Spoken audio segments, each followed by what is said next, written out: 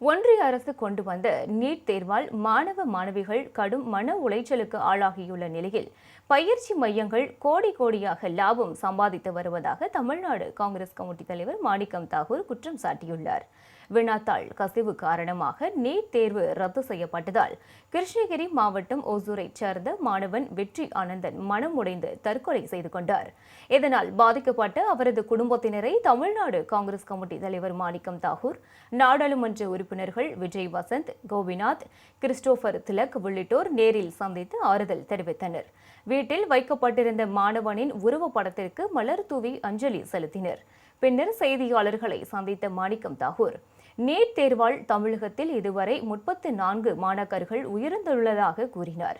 NEET பயிற்சி தொழிலாக மாறிவிட்டதாகவும் தமிழகத்தில் மட்டும் 5000 கோடி ரூபாய் வரை பயிற்சி மையங்கள் லாபம் சம்பாதித்துள்ளதாகவும் அவர் விமர்சித்தார்.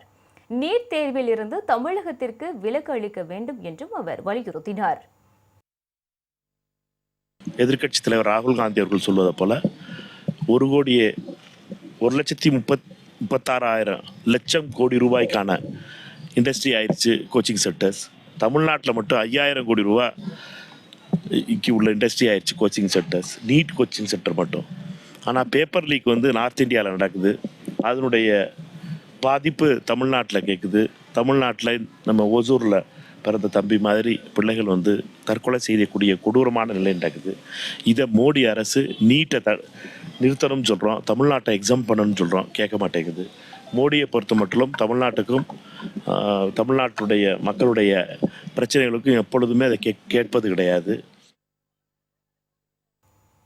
கிருஷ்ணகிரி மாவட்ட காங்கிரஸ் தலைவர்கள் MC ரகு, ஹரிஷ் பாபு, கிழக்கு மாவட்ட துணைத் தலைவர் PC சேகர், ஒசூர் மாநகர காங்கிரஸ் தலைவர்கள் சாதிகான், தியாகராஜன் உள்ளிட்ட பலர் உடனிருந்தனர்.